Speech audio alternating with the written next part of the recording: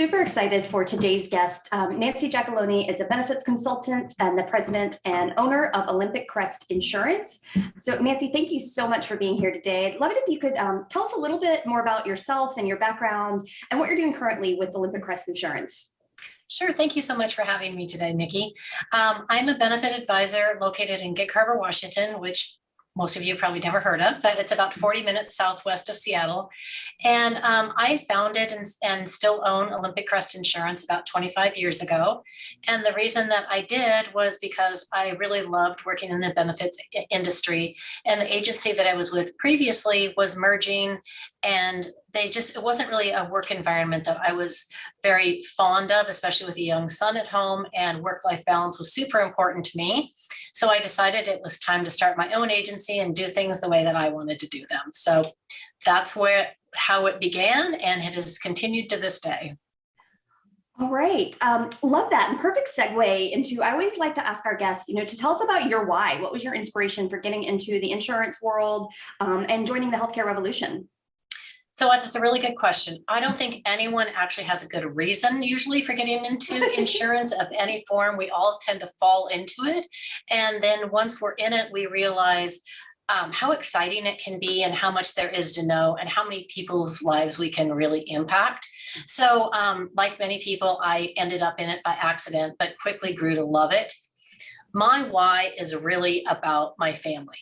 And I really like taking care of people, and not only my family, but my community. And so it's been always very important to me to run my business in a way that honored both my clients, my community, and my family. So that's my why in a short version. And as far as I will follow up, as far as your question about being revolutionary, that's really something that I think made me so different for a long time that people didn't know what to do with me, because I would look at things and I'd say like, well, it doesn't have to be done that way. Let's try something else. So that's a little bit of my personality type. I tend to think outside the box. And so as the health insurance and the healthcare industry has continued to evolve, I've really grown into that space, and I love being able to impact and affect change. Yeah, fantastic. And if you aren't following Nancy on LinkedIn, you should be. She's quite the LinkedIn darling. And I can say, as somebody who, didn't have the pleasure of knowing Nancy even 6 months ago, she definitely puts her money where her mouth is in terms of explaining her why and showing her life with her family, her business, and serving the community, and just putting good works out into the world. So it's really an inspiration when you see somebody who's doing that. It's the kind of person that you want to be in their circle. So whether that's working or personally or professionally, it's just an honor to know people like you, Nancy. Thank you, Nikki. Yeah, my pleasure. What would you say is the key problem that you solve for employer groups that you work with? Well, first of all, I think the biggest problem that we face is that people need to understand that health insurance and healthcare are two separate problems. Healthcare is one problem, health insurance is another problem, and they tend to mix them up. Insurance is simply a financing vehicle. Healthcare is a completely other animal.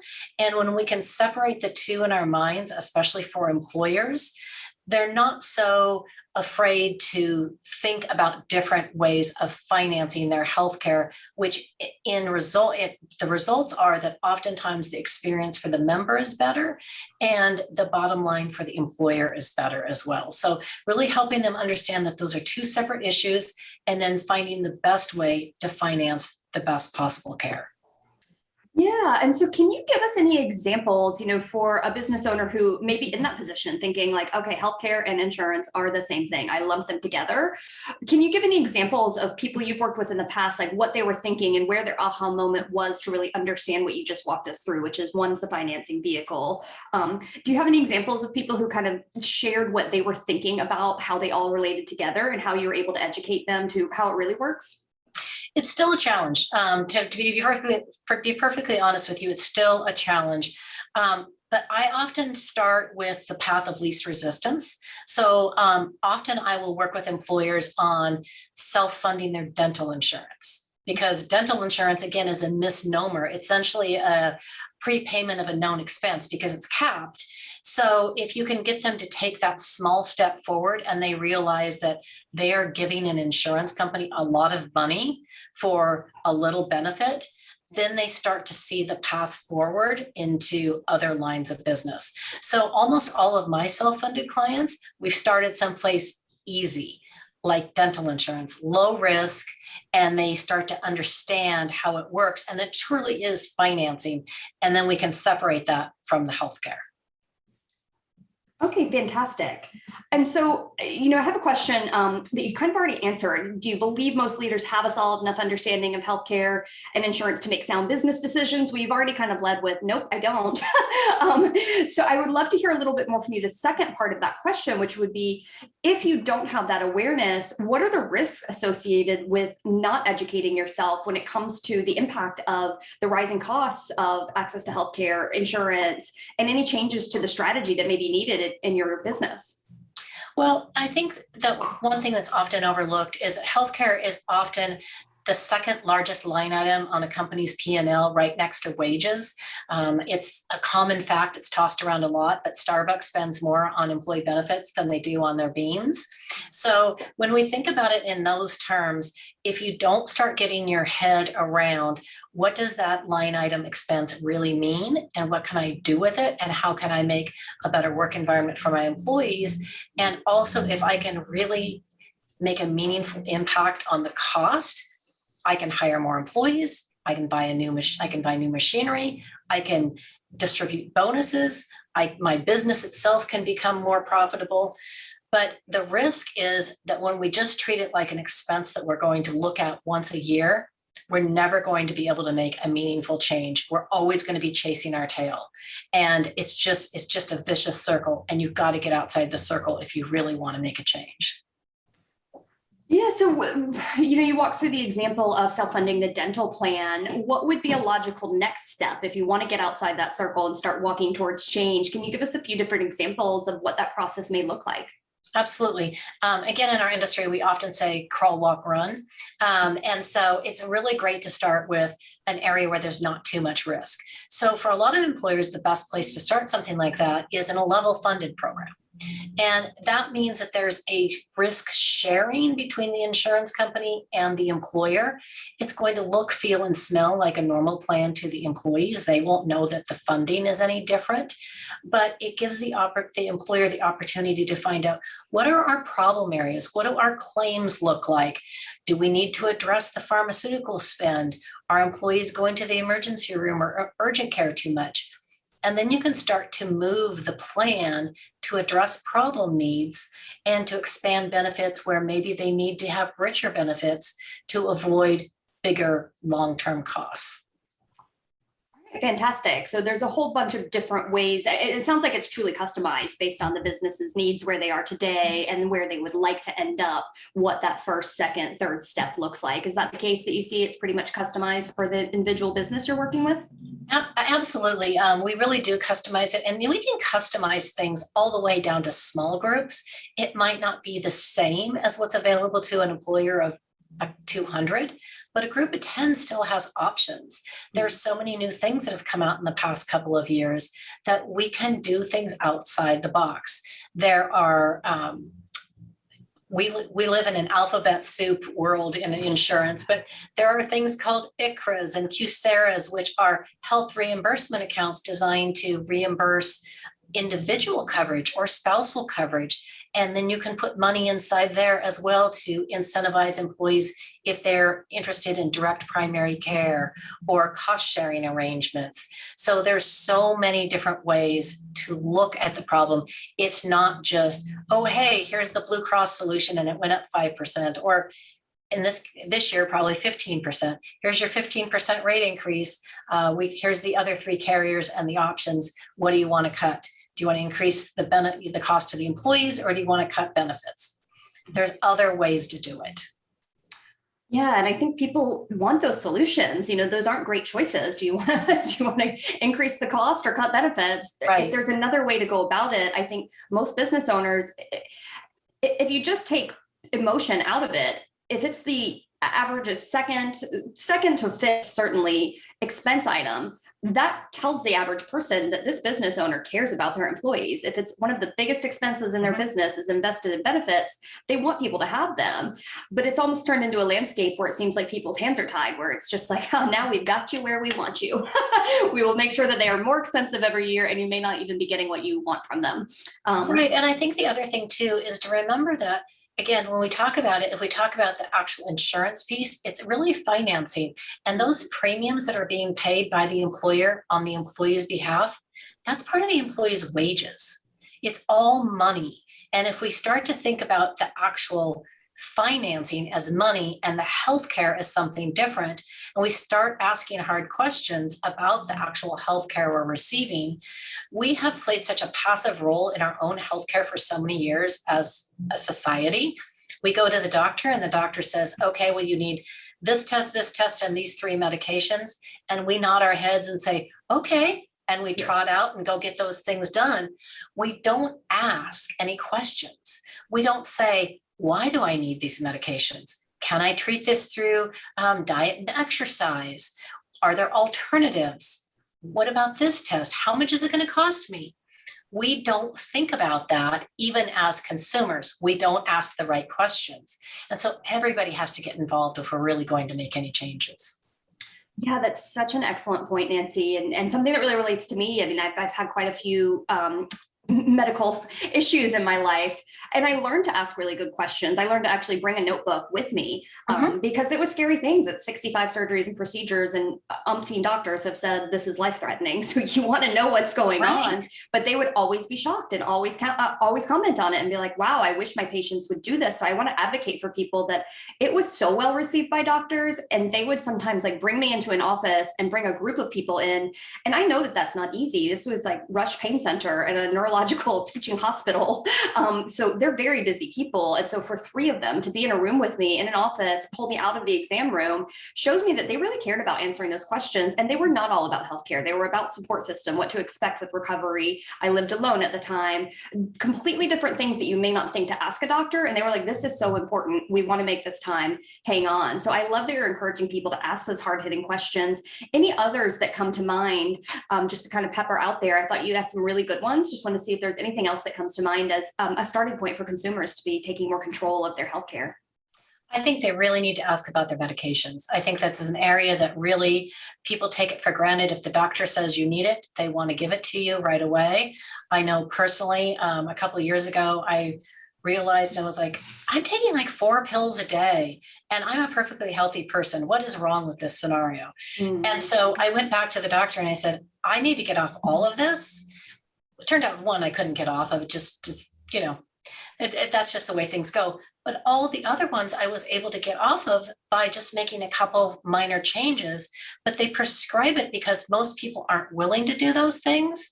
So you have to be not only asking good questions, but you also have to take some accountability for your own health and your own decisions. And that doesn't mean that people are responsible for bad health, but if they want their health to be better, they do have some responsibility in owning that and saying, okay, I am going to cut out the fast food, or I'm going to cut down on my sugar intake and try to avoid becoming type 2 diabetic. Or if I've been diagnosed that way, instead of just taking a pill or a shot, can I do something? People need to ask, what can I do to improve my health? And they need to be willing to do it. And they also need to ask doctors when they are prescribing procedures, especially tests, do I need to start there? Do I need to start with an MRI, or can we start with an X-ray? Because oftentimes they can find out everything they need to know with a procedure that's a fraction of the cost. Yeah, I mean, it depends on the individual, their training, their background, as well as their integrity and their ethics. But at the end of the day, like, they're compensated for the higher ticket value. So there's a very real incentive for them to recommend higher end treatments that may not be the only treatment. So I think it's so smart to ask that. And I mean, it makes me think with you talking about, I hear you say taking accountability for your own health. Like, you have some control and you have some influence in this area. And it's just like anything else. Like, I liken it to I'm really passionate about working out, and part of that's just like it's a mental health thing for me. I have to have that in my life. I've had movement taken away from me. I've spent a year in a wheelchair, so when you can't move, you value it beyond almost anything else.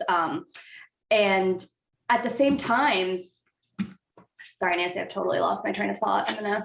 I think your recording's okay. It's back on. Sorry. Yeah. So at the same time, with that value on movement, a lot of people have asked me, what I do to stay in shape and look to me for advice, just friends and family. And it's really funny, the things that they say. They're like, how do you look so young for your age? I'm like, well, I started wearing sunscreen every day in middle school, doing a 3-step skincare. I read that you should drink tons and tons of water. So I stopped drinking almost every beverage except for water. I do have wine and champagne occasionally and occasional coffee, but that's it. And worked out 3 to 6 days a week since I was 13. And they're like, oh, they were like, and the best response I ever got was a girlfriend of mine who said, oh, damn, I was hoping you were going to say you just had a magic pill or something. I'm definitely not going to do all of that. And I was like, at least you're honest and this is money. But that's the way a lot of people want the results and want to be in perfect shape or have a great diet, but are not willing to make the choices and the changes and have the discipline that it takes to experience those things. And I think that's so risky with your health. How can it's so risky. Roll the dice? Like you've got family, you've got people you love. Don't you want to be here and experience things like your son's wedding? Like if you don't prioritize your health, you might not be there for those things. One of my pet peeves, of course, is pharmaceutical advertisements. And they're so geared at making people think that there is a magic pill for whatever condition that they might experience, that people go into the doctor saying, I saw XYZ pill advertised on TV. Do you think that would work for me? And most of the time, the doctors will say, sure, let's give it a try. Now, mind you, if it's being advertised on TV, more than likely the monthly cost is about $5,000 a month or more. I will sometimes sit there and I'll write down all the prescriptions I see advertised in the hour of television, then I look up the costs. And almost without fail, they all run about $5,000 a month. But people don't understand that because they have a copay for their prescription. And so they'll say, oh, well, it was amazing. I only paid $25 a month and I only had a risk of, 20 different side effects, including death. But they don't take that into consideration because they see the happy, frolicking family on TV without really thinking the whole procedure through. And when they go to the doctor's so likely to say yes. I think that prescription drugs should not be allowed to be advertised on TV. That's one of my big pet peeves. I think that doctors should be making those decisions or recommendations, let me put it that way, instead of the patient coming to the doctor saying, hey, I saw this on TV, can I have it? Agreed. Your medication is not like the toy that you're picking up from Target for your kids. And it's not an outfit and like, oh, I like this shirt the best. So it shouldn't be something that's driven by, I want to look the way that family looks, that's made up, that are paid actors. And I'm passionate about this as well. My I guess the initial time I understood this problem was just a kind of a random coincidence. In college, I was in a speech class that was required for the business school, public speaking, and we were just assigned topics. Nobody really wanted to do a speech in college, so we were just assigned it, go do it. And it was somewhat of a debate format, so we had somebody arguing both sides, and the topic was about the percentage of funds dedicated to R&D, research and development by pharmaceuticals versus advertising. And we had two different, I was given the position to be opposed to the advertising budget. But by doing that exercise and looking into it, even in my 20s, like I was probably 21 at the time and didn't have a very well-rounded viewpoint on healthcare or insurance. But I remember going to the teacher and being like, this is, excuse me for saying it in my French, but bullshit. Yep. I was like, this is insane. And I don't recall offhand, this was about 20 years ago, so forgive me for not being able to remember. But I want to say it was something so astronomical, like 85% of the budget was dedicated to advertising versus 5% of a budget was dedicated to R&D. And give me a little bit of room there, like 10% or something, but that was pretty much it. Like it was such a minuscule amount is actually spent to developing drugs, testing them, seeing what side effects they may cause, really understanding the long-term side effects. It's just a money-making machine. So I love that you're passionate about that and have seen that. And, kind of winding back a little bit, you mentioned the alphabet soup. I get such a kick out of listening to you talk, because being newer to this industry, it's really helpful for people like me when you kind of back down from the acronym speak. So that's a compliment I wanted to give you. I think you're really good at educating people and speaking in layman's terms. I like to say I know just enough to be dangerous here in the insurance world. But what's the best compliment you've ever received in your professional life, Nancy? The best compliment I would say is that I have a high level of integrity, I care deeply, and I do what I say I'm going to do. Mm-hmm. Yeah, well, it doesn't get much better than that. That's a pretty good testament to your character. On the flip side of that, with being part of the healthcare revolution and being in a disruptive field, there's always people who don't appreciate people who are changing the status quo. So are there any insults that you've received that you're actually proud of? Oh yeah, I've been told multiple times people don't really like me, and I've had people say that to my face, and they're like, "Well, they don't really like you," and I'm like, "Well, why?" I'm like, "I'm super nice. Why don't they like me?" And they're like, "Well, because you're so focused." That tends to be, especially with females, and I've been doing this a long time, Nikki. I mean, I started in this industry when I was 23 years old, and people didn't know what to do with a young female in this industry who was actually not an assistant or working for a carrier, but was actually an advisor at that age.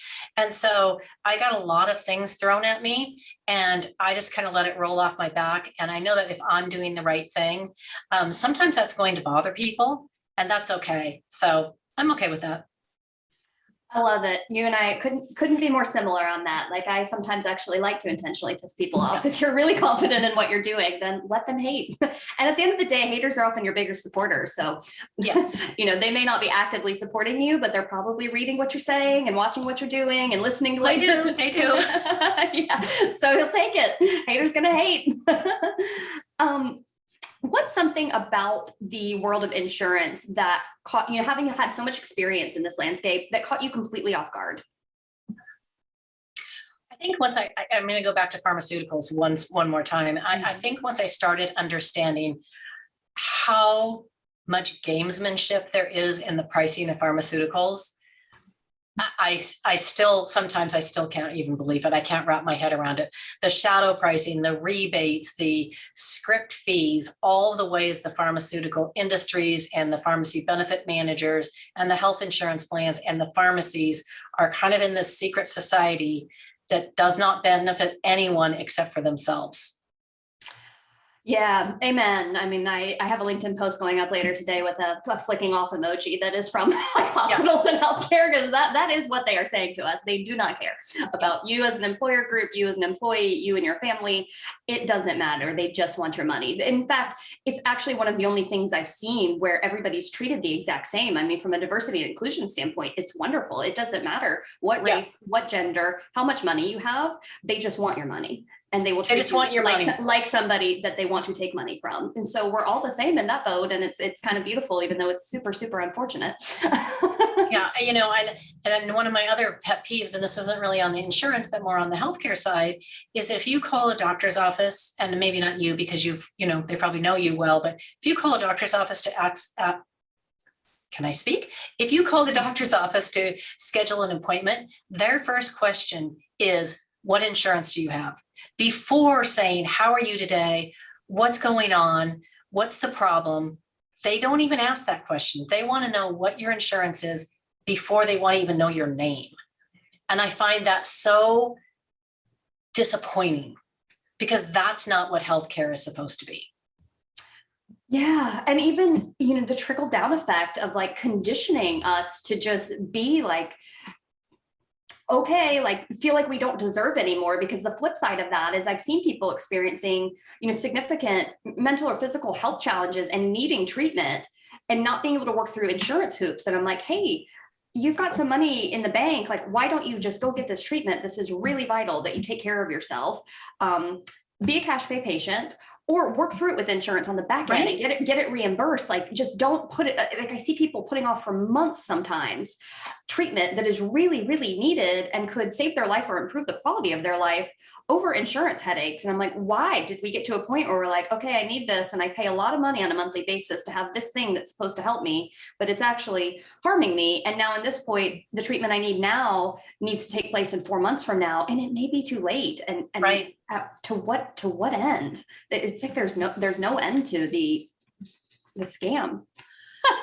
in my opinion, I think that I think it's a scam. There's a lot of it. I absolutely agree with you. Yeah. So given that I am newer to the insurance world and you've got such a wealth of experience, what's something that I should ask you that I may not know enough to ask you yet? Oh gosh, that is a good question. I think that the biggest, and it's not even a question, but I think that anybody coming into this industry, there is so much to know. It can be overwhelming, but always try to learn something new about our industry every single month. Because after 35 years of doing this, I learned something new about our industry every single month. I make it a point to research one thing that I may or may not understand as well as, somebody else. I try to be as well informed as possible. Do I do it all? No, I do not do it all, but I try to at least understand it well enough so that I can recognize an opportunity and then direct somebody in that direction if I'm not the right person for them. Yeah, that's fantastic. And I love the way you answered that, because I think it just really tells the story of the huge value that a benefits advisor provides. Like, you're somebody who's spent 20 years on a monthly basis researching in depth and educating yourself. And that's something I'm really passionate about with my background leading divisions and having P&L responsibilities and making some of these choices.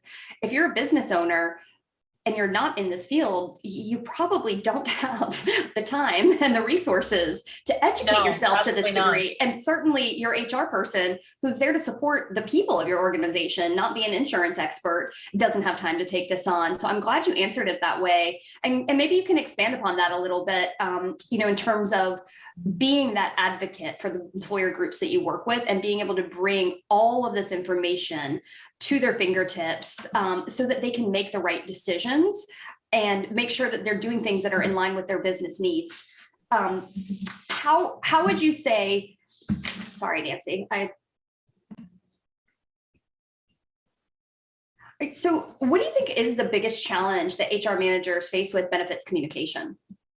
That's a really good question, because the HR managers definitely face a different set of challenges than business owners, because they're usually the face of the benefit program to the employees, yet they don't really have a deep knowledge of the programs.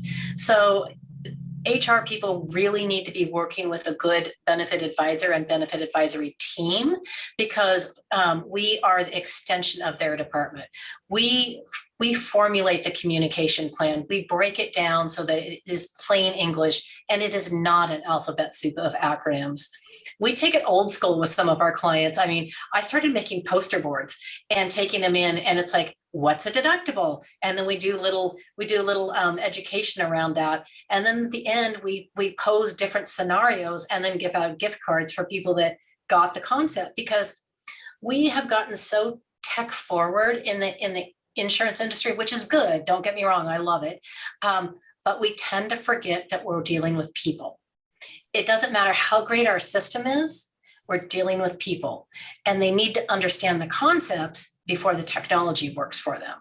So remember that it's people and their real problems, and those HR people have so much on their plate. They don't have the time or the resources to know everything about the benefit programs, as well as options that we can talk to individuals about. Maybe somebody should be on Medicare. Maybe somebody can get prescription drugs less expensively through GoodRx or through a manufacturer's coupon program. So when they work in conjunction with a good benefit advisory team, they can provide such a higher level of service to their employees, and they can focus on some of the other parts of their job, which are overwhelming to say the least. Yeah, 100%. And there's no worse feeling. Like I want to give kudos to anybody who's in HR listening. Like their passion for people in their role just often radiates through who they are. Like I think that most people who go into that have a true calling, but there's nothing more frustrating than when you have a true calling of service to be like, I want to serve and I want to improve job satisfaction and come through for my teams, but I'm tasked with this monster project that I really don't have the wherewithal, no, not the wherewithal, but the knowledge, the time, the money, and the Right. resources to tackle. It's kind of a soul-sucking proposition. Say, okay, well, I have to do it and just check that box and do my job and get through this open enrollment. But I don't really feel like I came through for my people the way that I could have with this particular thing or all of the other things that I would like to be doing for them. And I really feel for my contacts in HR when they're going through that. And I love that people like you and Olympic Crest Insurance can come in and kind of take that burden off for them and really help because them. that's exactly, that was the word I was going to use, is they do tend to see open enrollment as a burden. It's one more thing on their plate to have to deal with. They're not benefit experts, nor should they be benefit experts, but they're still in that role. And so the more that all the benefit advisors out there can support HR instead of overlooking HR, I think the better the experience is for everyone. Yeah, and speaking of experiences, do you have a favorite customer experience, whether that's employer group as a whole or even just an employee from a group that had like a total aha moment, just an experience story that you can share with our audience when they have this level of engagement and education that you provide? I typically see some really beautiful stories and feedback coming from that, and I would love anything that you could share with us. Well, I'll use my most recent one, and it goes back to when we created those literally poster boards. It was an automotive shop, mostly young men, probably between 25 and 35. Most of them had never had insurance before. The employer is paying for the 100% of the cost of the program, and we wanted to make sure that they could really understand the value of what they were getting and how it was going to work. And so, like I say, we created these poster boards, and at the end we had questions. Okay, if you were out on your motorcycle and you fell and broke your arm and you had to go to the emergency room and then you had a prescription, what are your costs going to be? What is it going to cost you? And how much is the insurance going to pay? They got it like that because we took it back and made sure that we covered the fundamentals. We didn't talk in fancy insurance speak. We just said, here's how it works. We want to make sure that now that you have this new benefit, we want to make sure you know how it works and you're not scared to use it if you need it. And when we got done, the owner and the HR person, they were like, oh my gosh, I had no idea that they would understand it as well as they did, or that they would be so appreciative. And I got a really nice call from them a couple of days later. They're like, our employees just kept coming up and thanking us for doing this for them. That doesn't happen very often. So it was really cool. It doesn't. And hats off to you. Like that's a really awesome moment of impact and showing the impact that partnering with the right benefits advisor can bring. I mean, you mentioned like know how it works and how to use it. And my thought goes to, if you're a business leader who cares about their people and there's nobody in your organization who can answer those questions for your people, that's the disconnect. You have a real problem that you may not be aware that that's a problem, but it is. And we're all struggling to attract and retain the right talent in today's climate. So making sure that people are getting benefits that they value and really understand what they're getting and what the value is a huge part of the strategy to retain that top talent. We always have to look at it through the eyes of the member or the employer. If we look at the problems through our own eyes, we can see how to get it done, but we don't see how they're going to feel it and how it's going to be perceived. So I think it's really important that every piece of communication we do, we have to look at it. Would I understand this if I didn't know anything about insurance? And if you can do that, then I think you're well down the road. Well, that is what I'm staking my name on, is that I'll never know everything, but I know it well enough to explain it to the layman. Yep. Because that's all that matters. Like most of us don't, in terms of employer groups, employees, users. I welcome the education and knowledge that you have, Nancy, and being able to kind of understand the breadth of knowledge that you have. But that's what I'm passionate about, is getting the word out that, hey, you don't have to spend 20 years doing this. There's people who already have this information and are really good people. Nancy's character and integrity jumps through the screen and through this microphone. And so you can see, like, she's the type of person that you can trust, and they're out there and take advantage. Nancy, what are a few accomplishments that you're most grateful for along your journey? And these can be personal or professional. Well, as I mentioned, I started my own business 25 years ago. I still own it. As you know, most businesses fail within the first 5 years. Most of them fail in the first year. 25 years later, I'm still going strong. And I think really in conjunction with that, and it kind of brings it full circle to the question you asked me in the beginning about my why, is I have always kept my focus on what's most important. And yes, I love having my own business and I love making an impact. But if I'm going to do those things at the expense of my family, then it's not working for me. So I've always been able to keep that perspective on that. And for me, that meant that when I was younger and my son was younger, I didn't grow my business as fast as I could have, because I knew where I needed to be and what I needed to do. I still worked a full-time job, but I kept it in balance. I wanted to go to those field trips. I wanted to be able to go into a classroom and spend time and see him growing up. I wanted to be a part of his life. I didn't want to be checking in for a couple hours every night. So above it all, that's the thing I'm most proud of. Yeah, that's really beautiful. And congratulations on having a successful Thanks. company. And I almost just made myself cry. I know. Oh, you know, you should cry over stuff like that. Like that's the American dream, is creating a career for yourself that is there to support your family, but is flexible and allows you to be there to support your family in other ways other than financial. Because you know, I think, again, my personal take is, as a society, we've gotten so conditioned to only think about what does our financial stability look like, and we're not putting enough emphasis on all of the other things that really make us happy and whole human beings, and raise other happy and whole human beings. So it's really touching to see that you prioritize that, and that you're putting more, I'm sure, more great people out in the world, because people who are raised by people who really care and took the time to be a part of their lives tend to go out and do good things in the world. So kudos to you. It's making me emotional too. I'm sad. All right. I didn't mean to be sappy, but all of a sudden it was kind of overcome with it.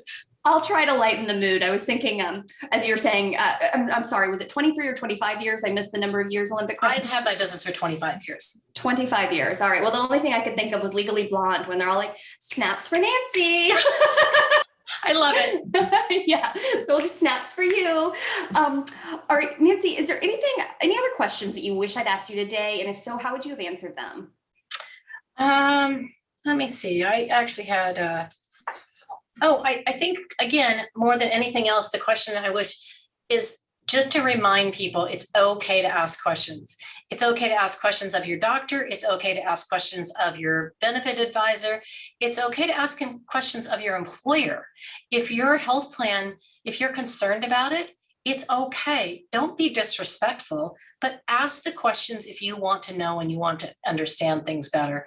I think that's the thing that gets us in more trouble than anything else. So we're embarrassed, and so we don't ask the questions that we need to. Agreed. And it's so freeing. Like, I would much rather, I mean, once you know, like, knowledge is power. So, and just think about it from the flip side. Like, I think every one of us, for the most part, maybe we're having a bad day, but like, loves when somebody asks something that we're passionate and knowledgeable on. We're like, here, let me tell you. And now you know, and go tell someone else. But we just get in our own heads, and we're like, they're all going to laugh at me. We do. We very much get in our own heads about that. Yeah, we all do. And it's just a silly thing that we need to put down. Before we wrap up, I always ask people on this, since it's a topic about people who are making a revolutionary difference in their field. Nancy, what does being revolutionary mean to you?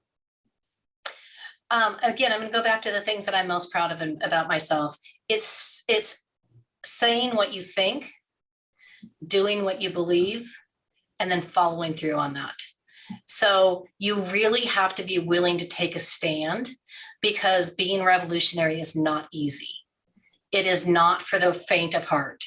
You have to be very committed to your beliefs, and you have to be committed to making a change for the better. I feel like that's just a mic drop moment. I don't want to have all that noise, but I'm pretending to drop a pen. All right, well, please tell everybody listening where to find you and where they can reach out for more information, Nancy. So My website, Olympic Crest Insurance, olympicrest.com. I'm very active on LinkedIn, so you can find me there. Once you find me, you might be sad because I will keep showing up in your feed, but feel free to contact me there. You can also email me, nancy@olympicrest.com. I'm happy to talk to anyone and everyone that has questions about benefits, health insurance, how to get into the industry, how to get out of the industry. I'm very passionate about mentorship, and I'm also passionate about helping other women rise up in this industry. So give me a ring. Yeah, I encourage you to do so. Nancy's quite the dynamo. If she didn't make an impression on you today, then you must have been sleeping. So, but Nancy, thank you so much. Thank everybody for listening and have a great day. Thank you, Nikki. I really appreciate the opportunity.